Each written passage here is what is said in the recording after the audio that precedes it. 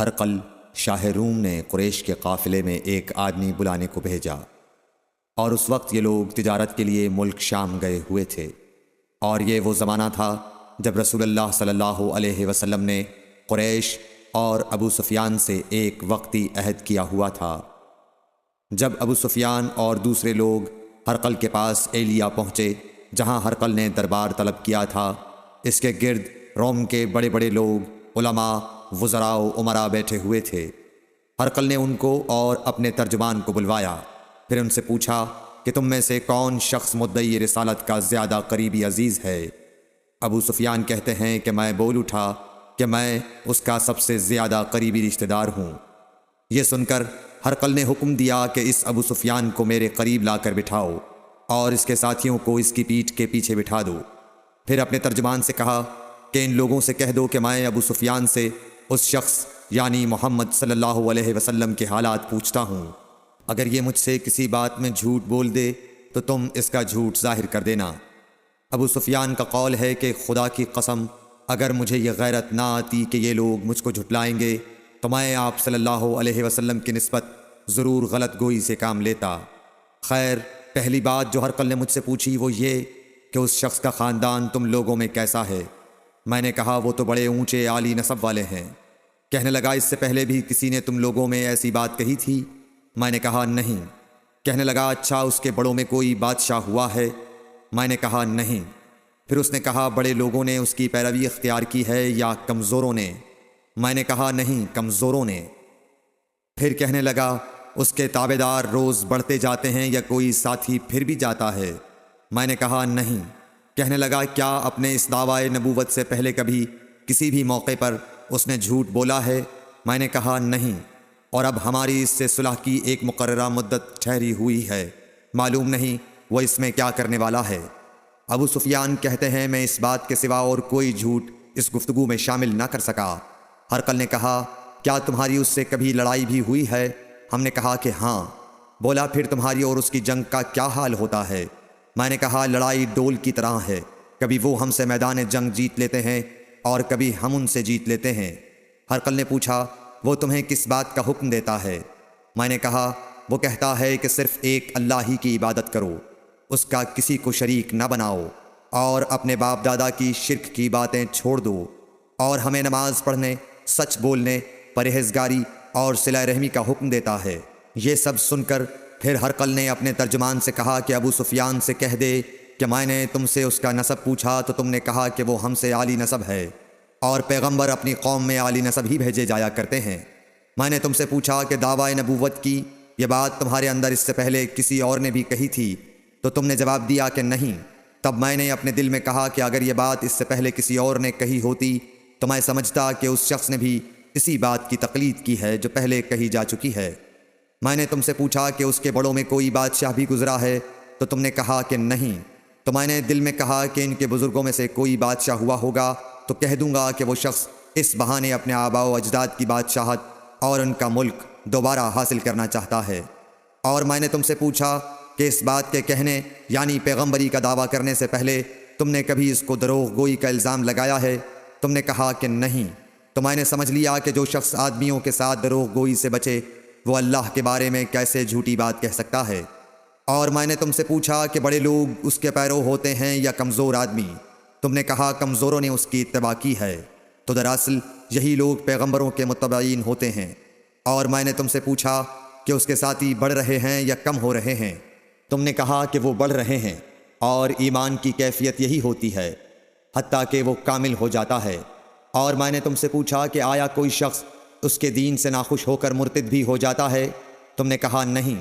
تو ایمان کی خاصیت بھی یہی ہے، جن کے دلوں میں اس کی مسرت رچ بس جائے وہ اس سے لوٹا نہیں کرتے۔ اور میں نے تم سے پوچھا کہ آیا وہ کبھی عہد شکنی کرتے ہیں؟ تم نے کہا نہیں۔ پیغمبروں کا یہی حال ہوتا ہے، وہ عہد کی خلاف ورزی نہیں کرتے۔ اور میں نے تم سے کہا کہ وہ تم سے کس چیز کے لیے کہتے ہیں؟ تم نے کہا کہ وہ ہمیں حکم دیتے ہیں کہ اللہ کی عبادت کرو، اس کے ساتھ کسی کو شریک نہ ٹھہراؤ، اور تمہیں بتوں کی پرستش سے روکتے ہیں، سچ بولنے اور پرہیزگاری کا حکم دیتے ہیں۔ لہٰذا اگر یہ باتیں جو تم کہہ رہے ہو سچ ہیں تو ان قریب وہ اس جگہ کا مالک ہو جائے گا کہ جہاں میرے یہ دونوں پاؤں ہیں۔ مجھے معلوم تھا کہ وہ پیغمبر آنے والا ہے، مگر مجھے یہ معلوم نہیں تھا کہ وہ تمہارے اندر ہوگا۔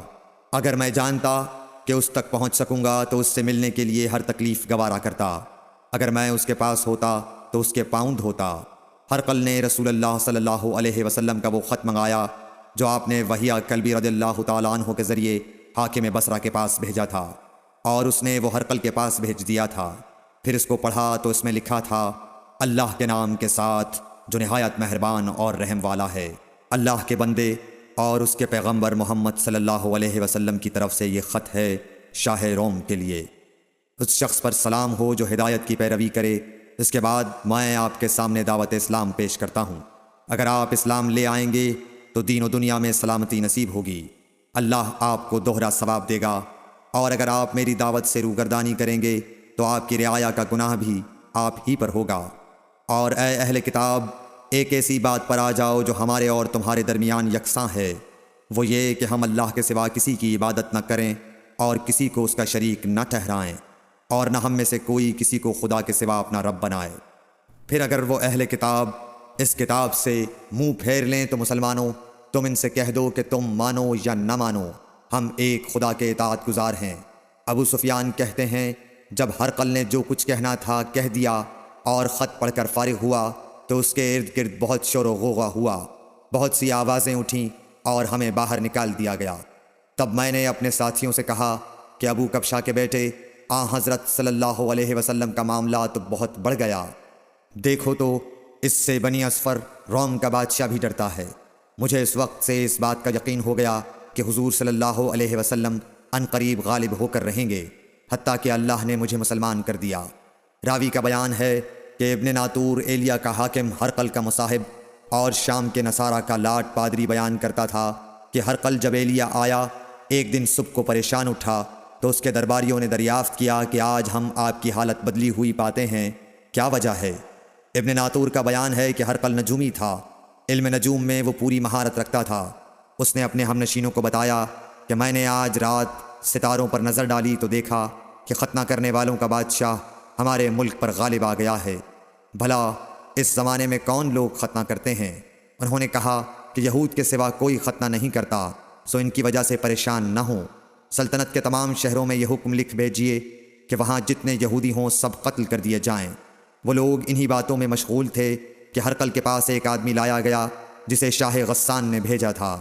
اس نے رسول اللہ صلی اللہ علیہ وسلم کے حالات بیان کیے۔ جب ہرقل نے سارے حالات سن لیے تو کہا کہ جا کر دیکھو وہ ختنہ کیے ہوئے ہے یا نہیں۔ انہوں نے اسے دیکھا تو بتلایا کہ وہ ختنہ کیا ہوا ہے۔ ہرقل نے جب اس شخص سے عرب کے بارے میں پوچھا تو اس نے بتلایا کہ وہ ختنہ کرتے ہیں۔ تب ہرقل نے کہا کہ یہی محمد صلی اللہ علیہ وسلم اس امت کے بادشاہ ہیں جو پیدا ہو چکے ہیں۔ پھر اس نے اپنے ایک دوست کو رومیہ خط لکھا اور وہ بھی علم نجوم میں ہرقل کی طرح ماہر تھا۔ پھر وہاں سے ہرقل حمص چلا گیا، ابھی حمص سے نکلا نہیں تھا کہ اس کے دوست کا خط اس کے جواب میں آ گیا۔ اس کی رائے بھی حضور صلی اللہ علیہ وسلم کے ظہور کے بارے میں ہرقل کے موافق تھی کہ محمد صلی اللہ علیہ وسلم واقعی پیغمبر ہیں۔ اس کے بعد ہرقل نے روم کے بڑے آدمیوں کو اپنے حمص کے محل میں طلب کیا اور اس کے حکم سے محل کے دروازے بند کر لیے گئے۔ پھر وہ اپنے خاص محل سے باہر آیا اور کہا، اے روم والو، کیا ہدایت اور کامیابی میں کچھ حصہ تمہارے لیے بھی ہے؟ اگر تم اپنی سلطنت کی بقا چاہتے ہو تو پھر اس نبی صلی اللہ علیہ وسلم کی بیعت کر لو اور مسلمان ہو جاؤ۔ یہ سننا تھا کہ پھر لوگ وحشی گدھوں کی طرح دروازوں کی طرف دوڑے، مگر انہیں بند پایا۔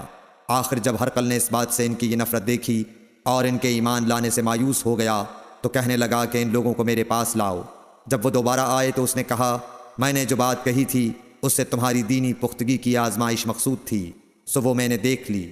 تب یہ بات سن کر وہ سب کے سب اس کے سامنے سجدے میں گر پڑے اور اس سے خوش ہو گئے۔ بالآخر ہرقل کی آخری حالت یہی رہی۔ صحیح بخاری حدیث نمبر 7۔